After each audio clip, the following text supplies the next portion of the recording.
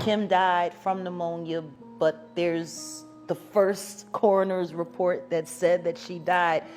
It was ruled a homicide, and they found toxins in her body to prove that she had been poisoned. You know, they have poisons that. Then right after that, Al had a meeting, and I was going to meet up with him because we were in Vegas, and then the next thing you know, he must be the luckiest, because it seems like everybody that worked at Uptown Records from the very beginning is gone.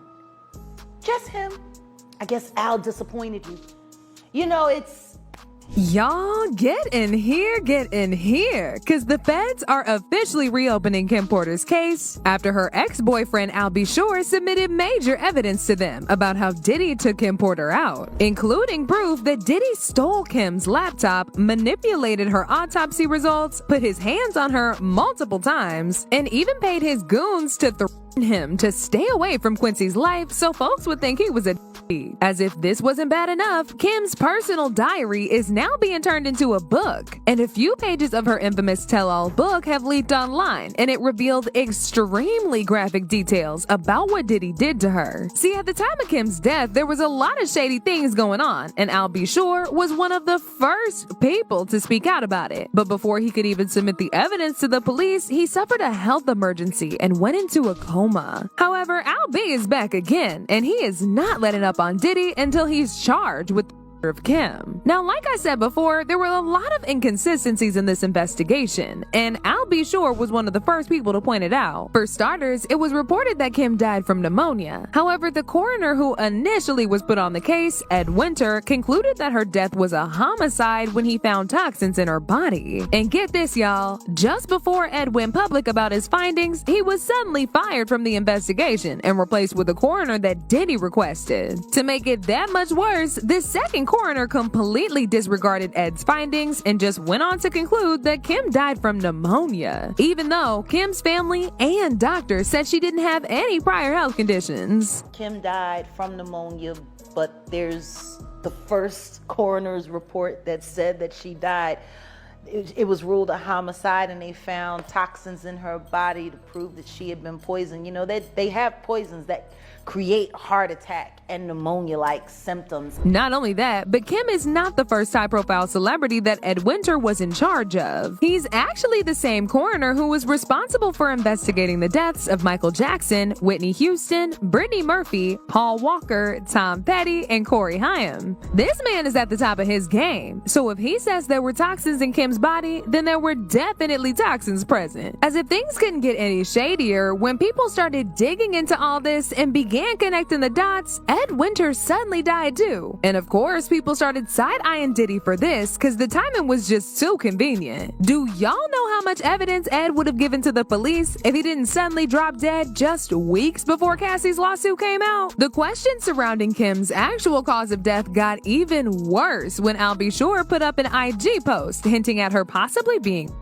Yeah, y'all heard that right. Al B posted this video of him crying with the caption, "Just found this footage from the morning I learned of Kim Porter's and how it ripped the soul from my physical body. I do know very clearly that Kimberly didn't just check out all of a sudden over pneumonia. That's some bull-ish. Yeah, that man was not here for that BS about her having some dang pneumonia, because it was clear as day that Diddy made the second coroner slap that on there so he could get away with it. But Al B did not end it there, because after Diddy's recent arrest, he came back again. And this time, he gave us a very detailed explanation on how Diddy used his entourage to successfully silence him by putting him in a coma and trying to end his life on multiple occasions. He even said he somehow tried informing law enforcement about the threat on his life, but they were also paid off, so nobody took him seriously. And do y'all remember the allegation about Kim's stolen laptop? Al B confirmed this when he said Diddy stole it so he could erase the contents of her book and any evidence that could incriminate him. He said, "For over a decade and a half, I've been posting about and tagging attacking random law enforcement agencies in hopes to protect loved ones, avoid deaths, and tragedies that could have all been avoided. Despite this, I've been ignored, ridiculed, and medically silenced to cover up all these crimes. You're all now aware of by a very aggressive hashtag PR team and a costly campaign to silence and physically harm me from exposing. It only aimed to prevent me from further sharing publicly the facts and insights that @Lady K shared with me during our frequent and intimate conversations in her selfless attempts to save my life by sharing frequent plans to do harm and possibly by ending my life. I am writing this to formally request an investigation into an entire group of individuals who worked at or around the residence of Miss Kimberly Porter, including the publicist who assisted in drafting this. It's come to my attention that these persons were also instructed to steal her computer and mobile devices, which contained her original book notes. And Al B ain't tell a single lie, because right after he made this post, a since deleted investigative article by the popular blogger Hollywood Street King also started going viral. And in this article, Hollywood Street King actually spoke to a few of Kim's family members, and it turns out they also suspected foul play. According to the article, when Kim's autopsy concluded that she had died from pneumonia that she never had, there were questions about the manner in which she died. There were even reports at the time that Kim's family wanted her body exhumed for a proper investigation, but Diddy didn't sign the paperwork for it to get done. This article also claims that Kim was actually found on her bed with red fluid on her pillowcases and a slight trail of red fluid on the bedroom floor that led to the bathroom. She was also strategically placed on the bed to mess with the police investigation. Oh, but it gets even shadier, y'all, because a private conversation between one of Kim's family members and the publisher of her book leaked. And in this message, the publisher accused Diddy of sending them a cease and desist, ordering them not to release the book and return all the files that Kim had given them to write about. The message read, "Just wanted to let you know that Sean has put the clamps on Kim Porter's book for making it to the shelves. Yeah, he done put that pressure on all parties that were involved in the process of putting this book together. Sean's lawyers have stepped up to the plate and hit them with that paperwork. Also, he's asking for any information, footage, documents, etc. that contain private information about him or Kim to be seized, and they have 3 business days to surrender it. Paperwork was served to at least 2 of the individuals that were involved this past Thursday. Just thought I'd let you know." Despite Diddy successfully stopping the publication of the book,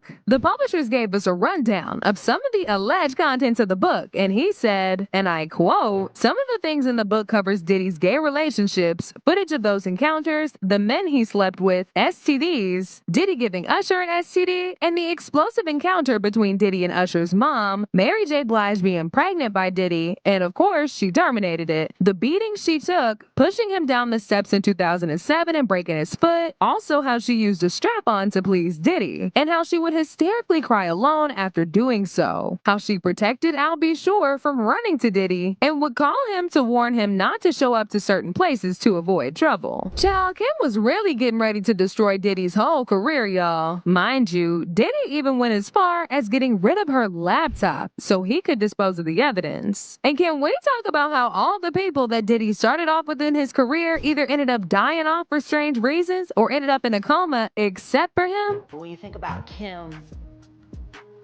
I was thinking to myself the other day, Uptown Records started with 5 people. Andre Harrell,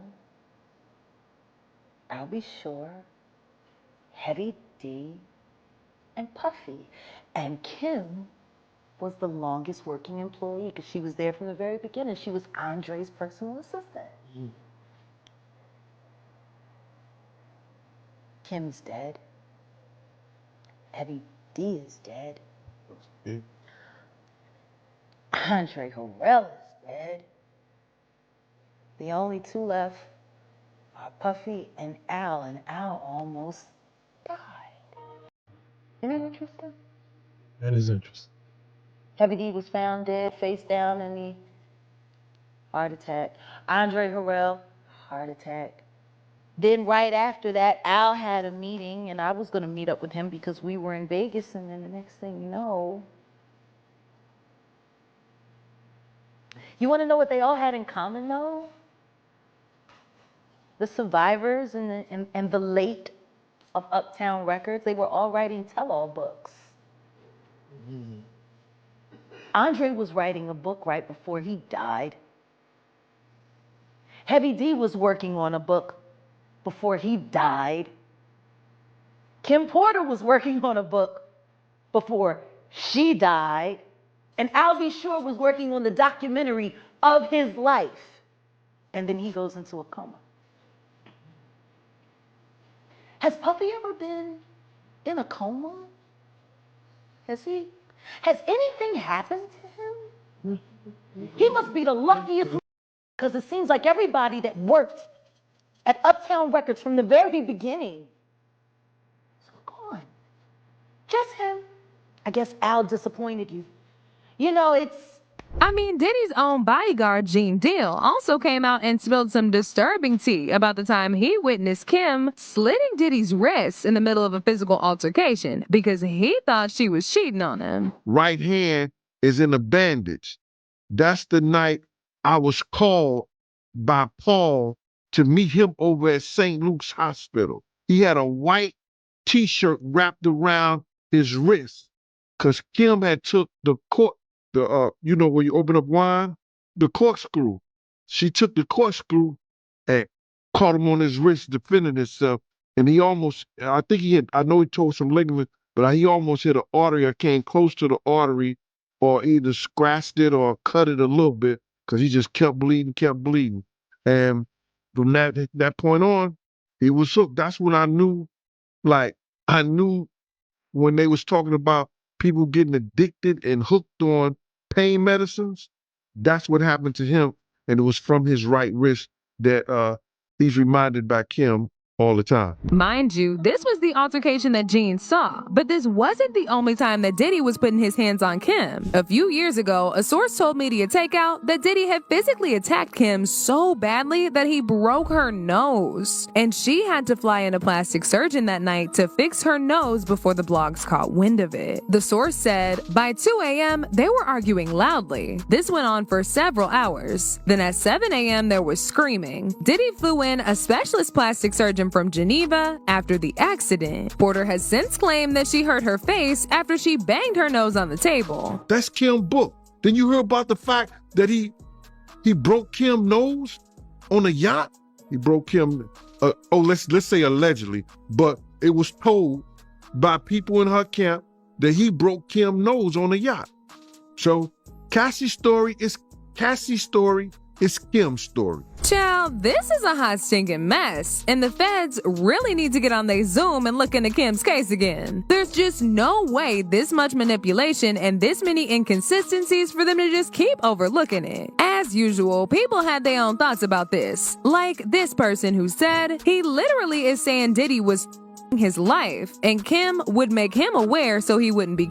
That deadbeat narrative was probably pushed by Diddy to keep Al away from Kim and Quincy. That's a man who was running for his life, and Kim was protecting him for Diddy. I always loved Albie Shore. He knows what happened to his baby mother, and Diddy tried to get him out of here, but it ain't worked. Justice for Kim Porter. Another person said, at this point, I believe Diddy probably him to stay away. That's how powerful that man was, and using his power, it's too many victims that were scared to speak out against him. That was being they did. I hope all this comes to light. But now I want to know your thoughts. What do y'all think about Diddy allegedly being behind Kim's death? And what do y'all think about Albie Shore urging the police to reopen the case? Y'all been knew what to do. Let me know your thoughts in the comment section down below.